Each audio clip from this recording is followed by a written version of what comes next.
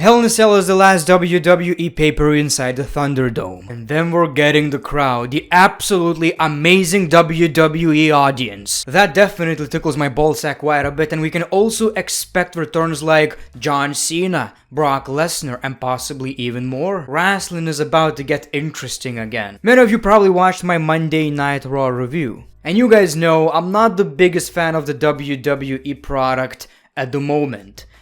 Not a lot of people are. And as you can see, this is not how a happy man looks like. This is a very sad, depressed man who just watched Monday Night Raw. That's what Raw does to you. Scientists actually prove that people who have very small foreheads watched Monday Night Raw in their childhood. But that's only the case for younger people, because back in the day, Monday Night Raw wasn't that bad. Although I'm short. Should I blame Monday Night Raw? I don't know. So I'm happy that this is the last pay-per-view inside the Thunderdome. I miss the audience, I miss the real reactions. I want to see how people react to Roman Reigns. I want to hear the boos, I want to hear the cheers, not this WWE controlled atmosphere. I want to see the real damn thing. I want to see people's reactions. Unfortunately, I'll probably never be a part of the WWE crowd because I live in Lithuania, but if I was, oh boy, you would get a lot of great signs. We only have 5 matches so far on the Hell in a Cell pay-per-view. It might change, if we will get extra matches, I'll talk about that on Greatness of SmackDown, but it's 3 days away, so why don't we just talk about the pay-per-view? Honestly, dude, I don't give a shit. Just me being honest, the pay-per-view doesn't look that exciting to me outside of one match, and even that one didn't really have a great story, but I know the match itself is gonna be good. It's obviously Roman Reigns versus Rey Mysterio. Very predictable, but still, that's the only match I truly care about, and the only unpredictable match is Bobby Lashley versus Drew McIntyre. So let's talk about WWE Hell in a Cell 2021 pay-per-view, and let's make our predictions. Alexa Bliss versus Shayna Baszler. A very bizarre storyline. Alexa Bliss is the new Fiend,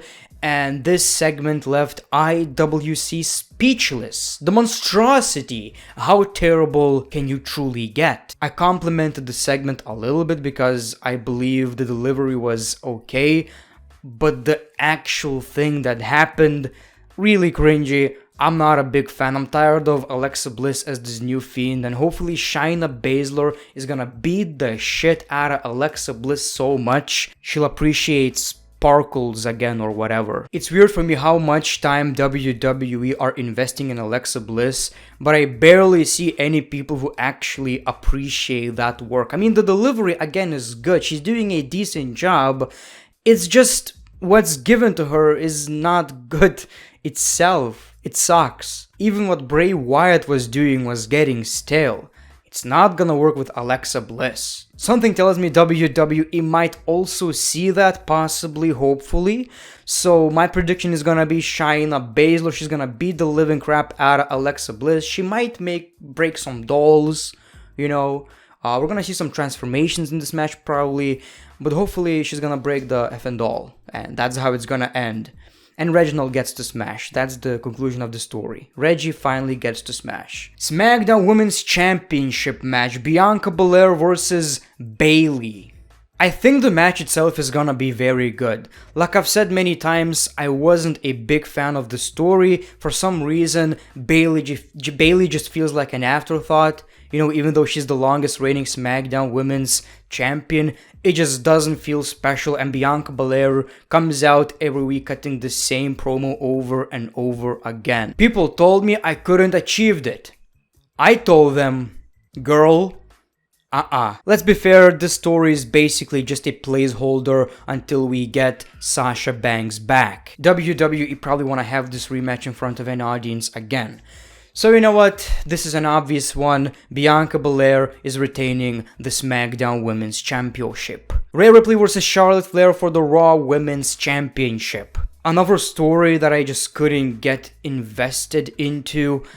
I don't know why WWE decided that this whole Nikki Cross thing is working, that it's exciting. It's not. She's basically third-wheeling the rivalry and just basically making it worse. I don't know what it is about Rhea Ripley lately. The first time she was on the main roster, a couple of years ago, it was really exciting. She looked different. Right now, she's just a generic heel. Same goes for Charlotte Flair. It's just not working. We need some new character changes or whatever it is. It's just not working, and I'm pretty sure the crowd wouldn't really give a damn. It just feels like WWE have two heels and they needed a babyface in this one, which could actually be Asuka. I don't know what WWE are doing at this point. My prediction is Rhea Ripley, and hopefully she is retaining, even though I'm not enjoying her title reign so far.